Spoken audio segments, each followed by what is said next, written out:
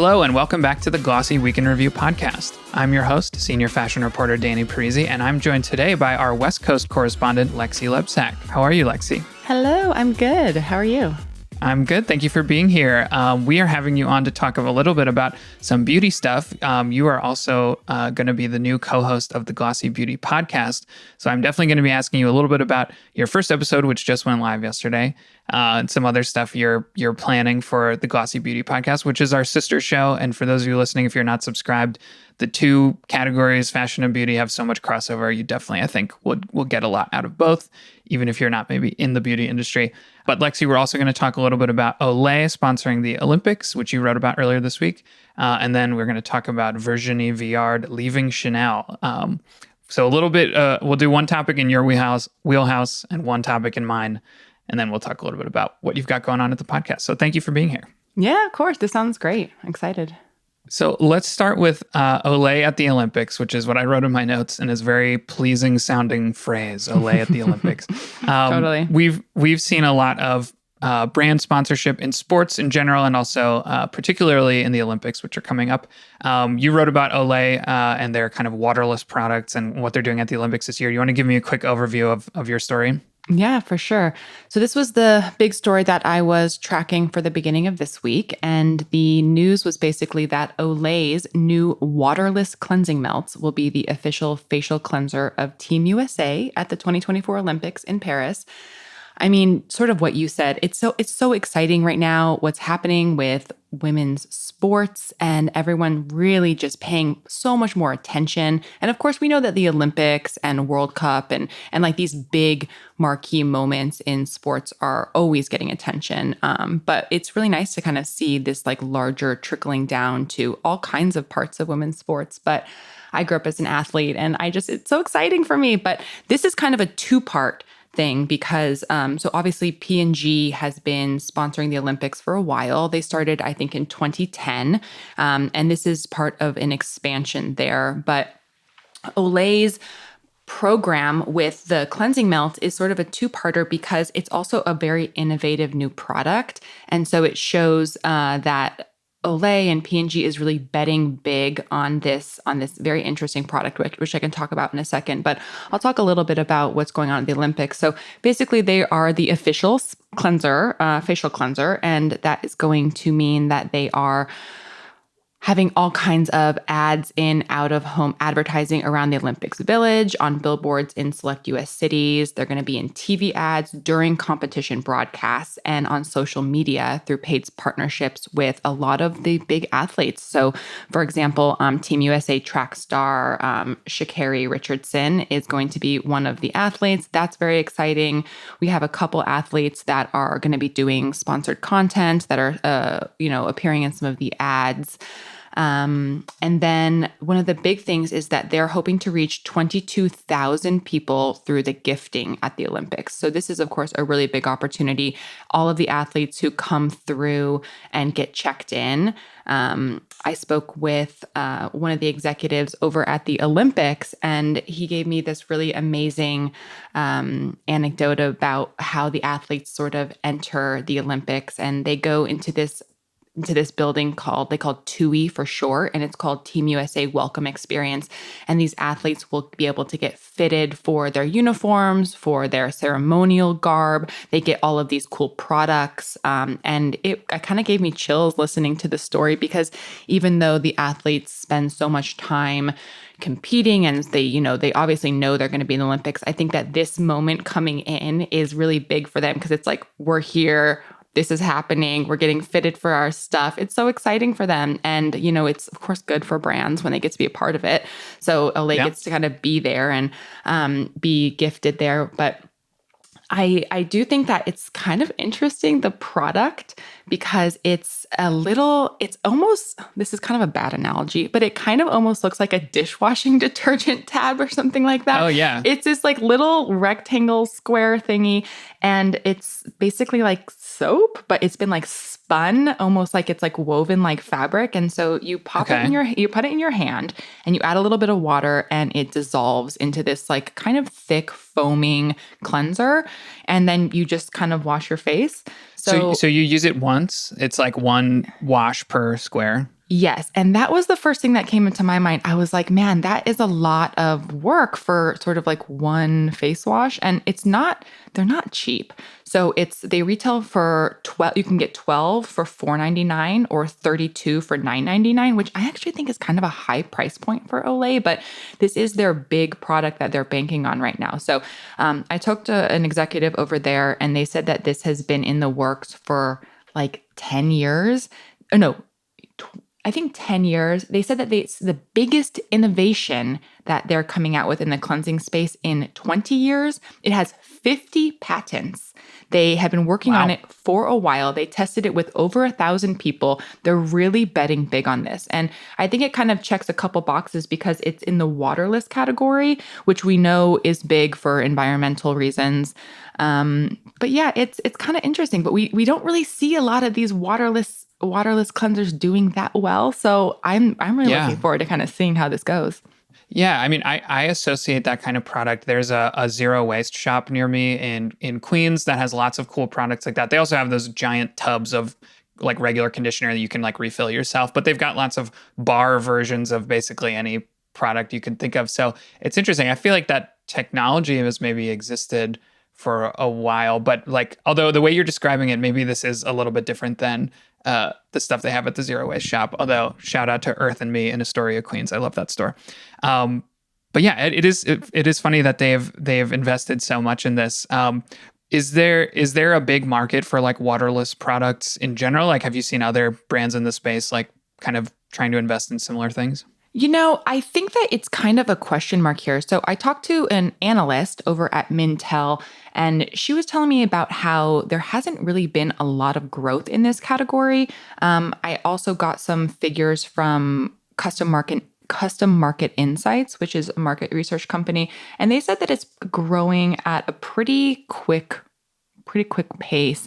They say that it's going to reach 23 million by 2033, thanks to a 9.8% compound annual growth rate. So for context here, that's going from 9.1 million market to 23 million market in the next 10 years. So that's a big jump, but that's for all sort of waterless products. So that's solid perfume, oil-based skincare, powdered cleanser, that's everything. But I don't really know if there's a great example of a solid waterless cleanser that's come out in skincare. We've seen a lot of powder cleansers. So like a bottle where you kind of sprinkle the powder and it turns into a foam. But the one thing I would call out is that shampoo bars, which is a big part of this category, I feel like they don't do that well. Like, you see brands coming out with them. You see a lot of the conglomerate brands have them available in Europe, but not necessarily here yet. Unilever is one big brand that has shampoo bars in mass stores right now under the brand Love Planet Beauty. And then there are like new brands and like more like crunchy granola in a positive way, brands that are coming out with them. Right. But then the one thing that I thought was kind of like interesting is that there was this brand called Plus, which was created by some of the people who are working on like Starface, like Julie Schott. And they launched these soap sheets in disposable or in dissolvable packaging in 2021. They went huge on TikTok. They were like these colorful little sheets that you ripped open, you pulled the soap sheet out, and then the actual sachet that it came in dissolved in the shower. They were made of like wood pulp, I think. But so they launched in 2021 to TikTok fame, entered Target in 2022, and then they just went out of business. So I just don't know if consumers are fully ready, but I do think that there's a really big possibility. I don't know. Yeah, and it is cool, I think, to kind of play with the form factor of some of this product. I mean, when you're describing the soap sheets, I immediately thought of like the Listerine strips and how they kind of took a liquid into like a little physical sheet like that. So to me, it's like, I feel like there's potential in the idea of kind of toying with, does this have to come in a plastic squeeze bottle? Are there other ways to package up this product? But yeah, it does seem like they're betting pretty big on it with the amount of money they've poured into it. One other thing I wanted to say back to kind of the Olympics and the sports component. I have a friend who was an Olympian. She played for the women's rugby team, USA, in the 2020 Tokyo Olympics. Shout out to Abby Gustitis. But I remember she and her teammates got so much stuff, just a ridiculous amount of stuff, beauty and skincare and wellness stuff, but also they've got drawstring bags and flip flops. And like there was probably dozens of different brands that were all kind of like gifting huge bags of stuff to every Olympian that came through the village. And I remember thinking and hearing from some people who had been through that like it's cool, but then a lot of that stuff is like, one, I think it's very crowded. Like every brand obviously wants to get their stuff in the hands of the Olympians. And also a lot of it, they were like, I don't even need this or want this really, which is I think an issue with any sort of gifting campaign. I feel like influencers have the same experience where they get a big bag of stuff that they like don't want or need, and maybe a lot of it just gets forgotten. So I do think there's a big opportunity there, but I also think that's a component of it is like, Olay is giving out these bars and it's one of, 100 different products these athletes are getting. So I think that might be a tough part of it as well. Yeah, that's very, very true. I think that to give Olay a little credit, I think that's probably why they decided to go with the sponsored content from all of these specific athletes. And I think that that's probably the smartest the smartest move for them, for sure. Well, and you mentioned women's sports in particular, I think has blown up a lot in the last year. We talked about the WNBA draft on this podcast a couple of weeks ago. And I think one great thing about it is that it's a great opportunity to get sort of like visible people to work with who have a fan base or an audience, but as they're sort of coming up, like you never know like which of these athletes, like, not every Olympian is a household name before they go to the Olympics, but then they could become one in the next couple weeks, maybe because they did really well in their sport, or maybe their videos that they post from the Olympics like take off or something. Like there's lots of potential kind of marketable people here to work with. So I think that's also part of it. Oh, yeah, 100%. Like, I mean, I didn't know who Sha'Carri Richardson was a few years ago. And now, I'm well aware that she's arguably the fastest woman in the world. Yeah. So, and it's like, and she's leading this Olay campaign. So it's, it's very smart, I think, to be getting in here and working with these athletes who are such great examples. I recently went to a Los Angeles Sparks game because Urban Decay is the official makeup sponsor over there. And just like watching all the little girls in the audience, it was just like so hard. Anyway, it was very touching and I'm so excited for it. That is sweet. Well, we will definitely be doing more sports coverage across fashion and beauty at Glossy. That's something we've talked about among the team quite a bit. So we will be talking about it more on the podcast, especially as the Olympics come up. Let's move on and talk about Chanel. So 5 years ago, obviously, Karl Lagerfeld died, and not long after that, his protege, Virginie Viard, took over as the new creative director of Chanel. She has been pretty, I would say, press shy over the last couple of years. Didn't do a ton of interviews over that time. And then just this week, I think it was Wednesday night, Chanel confirmed that she would be leaving the brand. So part of the reason I wanted to talk about this, obviously, Chanel is a huge brand, and when stuff like this happens, it's worth talking about. But also, we were just saying, Lexy, before the recording, that creative directors are leaving big luxury houses quite frequently over the last year. I think if you just in the last 12 months, we've got like Gucci, Bally, Moschino, Givenchy, Alexander McQueen, Supreme. A bunch of other brands have lost their creative directors. Most of them replaced them, but not all. Some are still kind of up in the air. And Virginie Viard has been at Chanel since like the 80s. And all that time, loyal to the company, stuck around, obviously was working under Karl. And then 5 years is a good amount of time, but, it's only a couple of years that she was in this role and is now stepping out. And I wonder if part of it is just that, Chanel has been doing great especially over the last like 2 years, maybe. Their 2023 revenue was almost $20 billion, which was up more than 75% from 2018, which is when she started. So like they've had an amazing run. I do think luxury in general has kind of been flattening a little bit since the end of last year up until now. And Jill and I have talked about how creative directors, I think, have a little bit less, they give them a little less time to pull something off. And if it's not working in the first couple of years, they pull them. I don't think that's what happened here because, like I said, I think Chanel has done amazingly like since she took over. But I wonder if it's just that or if it's that the job is stressful. I wonder also if maybe she wants to start her own brand like the way Phoebe Philo's doing. Who knows? There could be a lot of different reasons here, but it has been notable to me to see the reshuffling of creative directors among the big luxury houses. And a lot of times they leave one brand and they end up at another.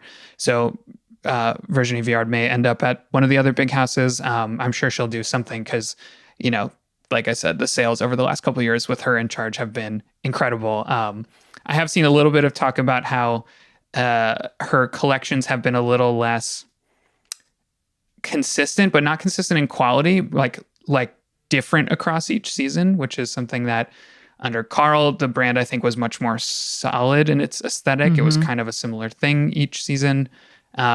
And, you know, with Virginie Viard, she's been a little more experimental, which, again, can't say anything bad about it. The brand has been doing amazing. But yeah, I wonder if that also is a component of it. Anyway, I know this is more on my side of the beat than yours, but did you have any thoughts on her stepping down? And I wonder if is there a similar kind of creative director, I don't know, situation on the beauty side? Or do those brands tend to have like a single person who's sort of in charge of the creative decisions or no? You know, I think within beauty, it's a little bit different. Of course, we have like really great creative directors and marketing leads and all of that good stuff. But I feel like so much of the world of beauty goes down to the founder and kind of like they are the ones that are sort of like leading the ship. And so creative directors get, I think, a lot less attention than the founders. But of course, we know that when in the beauty world, when a founder steps down or when a brand sells to a conglomerate, a strategic, they always go through some sort of large change. And we see then the founders either sort of like really doubling down on their role as being the, you know, the face of the brand in a similar way as we would talk about her with Chanel, because of course Coco Chanel is, you know, long dead. But we see sort of like the changes happening there, I think a little bit more. But yeah, I think this is really interesting. Like you mentioned, I don't normally cover fashion. I wasn't aware that she had been there quite so long until I was doing some reading on this ahead of this episode. That is so fascinating. And then of course, like the first thing that I thought was sort of similar to you. I was like, stress. It's got to be stress. Like, I don't know how long you can possibly do a job like this. It's like, I don't know, how long can you possibly do it? But yeah, I think that 5 years in after Carl passed away, I think is a really good run. And Chanel, of course, has been doing really well, although I would play devil's advocate here for a second and just call out the massive price increases that have been happening. I was going to mention that too, yeah. Oh my gosh, they're so crazy. Like, I was thinking about it this morning and I was like, you know, you could get a classic flap Chanel medium bag, which is like the bag, like the classic one. Mm-hmm. You could get that in 2010 for like $2,600. And now it's like over $10,000. Yeah. So it's sort of like, I always think about like the like movie results where they're like, oh, well, this many billion of dollars were spent at the movie theater this year, or this, like the biggest opening. And it's like, well, yeah, because movie tickets were half the price 10 years ago. Of course, you're like, talk about the people or the amount of bags you're selling. But of course, that's just how it goes, I guess, with inflation and brands evolving and things just getting more expensive. I do think it's like, yeah, stuff in general is more expensive, but you're right that Chanel in particular, I think, is like the poster child for absurd price increases. Wild. But something that's interesting is that it seems like it hasn't really been an issue for their customer. Like it's like there doesn't seem like there's any price that's too high for like the really core customer of Chanel who like doesn't even think about that much money. It obviously cuts out a lot of people who could stretch and splurge and maybe get a bag, you know, once in a lifetime or something. And that is, I think, a not inconsiderable part of the luxury industry is, you know, we've talked about on this podcast, like a lot of people own Gucci socks. Like the socks from Gucci are one of their best selling things, or at least it was a couple of years ago, because they're the closest thing that like the average person could be able to afford if you really wanted to own something Gucci. And I definitely have seen over the last year, and probably as a trend since the pandemic, a lot of the big luxury brands have sort of decided to just cut those like bottom tier kind of customers. Sorry, that sounds so rude, but like the people who are not buying Chanel every day, but like could, if they really saved for it and stretched, maybe get themselves a Chanel bag. And those brands are kind of like just not really caring about those people anymore. And they're just like, our core customer can afford it and doesn't really care if it's $2,000 or $10,000 because that's just not a significant amount of money for them. So we'll just keep catering to them. They're still going to keep buying it, so we might as well charge them more. Yeah. And like, I think that is maybe not the most sustainable thing to do long term. I think unless you're Chanel, you probably cannot get away with that and definitely not to the degree that Chanel has done it over the last decade. It is insane. It's definitely, by and large, things are getting more expensive, but totally Chanel, I think, is an outlier in just how ridiculous the price increases have gotten. Yeah. I mean, I agree with you. I think that that's sort of a scary place to go to within luxury. It's like if you just continue to have this bifurcation of consumers and I recently heard that like in one of Zophia's I recently read in one of Zophia's stories on Glossy that the top percentage of the most richest people are buying almost all of the luxury right now. And I think that that's kind of scary because if something shifts, then you've cut out like you're saying, those aspirational customers who are saving up and trying to buy one thing. But, maybe you could save up and buy a Chanel bag 10 years ago for a couple $1,000s, but I don't know if people are spending over $10,000 on bags right now. Like, I think that's very much a 1%er kind of thing. And that is a little scary. But I will say that strategically for some of these fashion houses, this is what also drives more and more consumers into the beauty section. Mm-hmm. And so it's like if you can't buy something like a bag and they're taking away the socks, then, maybe you're buying a lipstick or maybe you're, doubling down on perfume or something like that. So it does give sort of like a more of an opportunity for the beauty runway, which we know are very big margins and do very well. So yeah. I mean, and the other thing, I also think it drives more people toward things like resale in the best case scenario and also like counterfeits in the worst case scenario. Because if it used to be $2,600 new and now it's $10,000 new, the resale version is probably closer to that, what was once the new price. And it's funny because Chanel has made itself a little bit of an enemy of some of those big resale companies. It's got that big lawsuit with the RealReal. But it's sort of like you're making people go to the RealReal by charging so much, sort of. I think the price increases definitely are a boost to those, fashion file, places like that, where you can get bags that have become really inaccessible for a lot of people at a somewhat more accessible price. So I think they're a little bit creating their own monster by doing that. Anyway, let's stop talking about Chanel. And before we go, I want to hear a little bit more about your Glossy Beauty podcast, which, like I said, if you're a listener to the Week in Review or the Glossy podcast, you should definitely check out the Glossy Beauty podcast. Sarah Spruik-Feiner has been hosting for a while, and Lexy, you're now joining her as a co-host. You guys are trading off. And your first episode, I think, if this is going out on Friday, just came out yesterday for our listeners. What was the first guest for you? Yes. Oh, thank you so much. Yeah, I'm so excited to be co-hosting this amazing podcast that I've been listening to since I started. So my first guest is Sarah Mitzner. She is the lead in marketing over at AS Beauty, and the brand that I really wanted to talk to her about was Laura Geller. So Laura Geller is a beauty brand, color cosmetics brand that has been around since the late 90s, and it's huge. They do very, very well, and their sort of point of differentiation is that only market to older women. So, what we call mature women, women who are above 40 or 50, depending on who you ask, is become a very hot topic in beauty right now. So millennials are turning 40, Gen Xers are turning 60, which is wild. And, the beauty industry tends not to really market to mature women, and they tend to kind of just really focus on the youngest demographic. We see so many beauty brands that are already going after Gen Alpha, who are topping out at like 14, 15 right now, which is so crazy. Of course, Gen Z is still a big target. So I talked to her all about how she speaks to mature women, how she manages an influencer, celebrity, UGC program within older women. I talked to her about the campaigns that have been working, how she uses discounting to drive sales. We talked about a lot of really interesting topics, and she shared a lot of really good practical advice for anyone working in marketing, looking to target women above, millennials. Really interesting episode there. And so that one's out. And so, so happy with that one.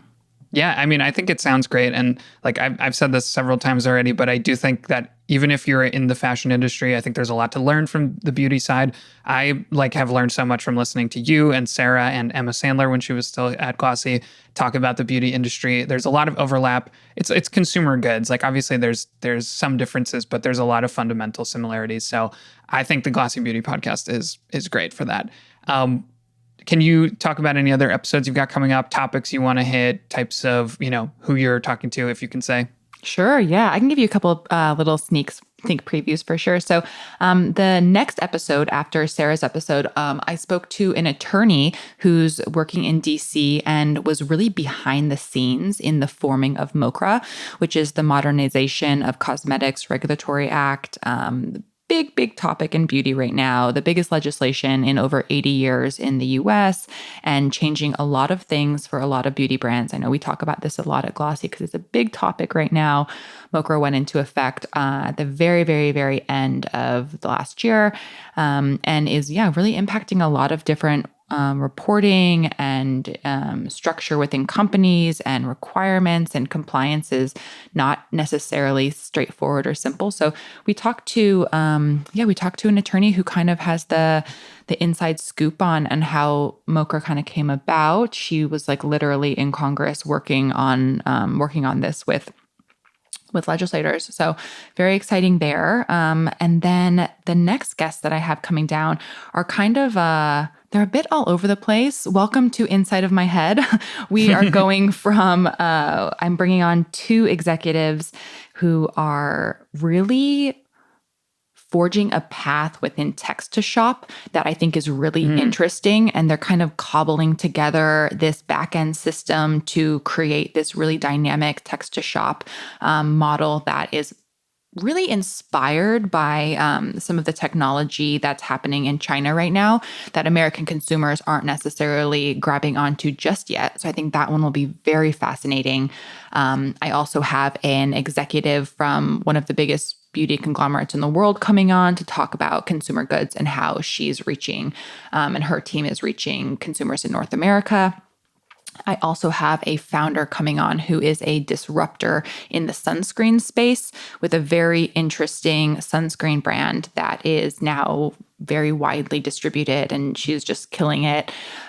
So excited to share that episode. And then one more I can share is a founder who really grew up within one of the biggest beauty brands, oversaw the sale of it, 2 decades ago to one of the biggest conglomerates, and now has her own beauty brand that is killing it.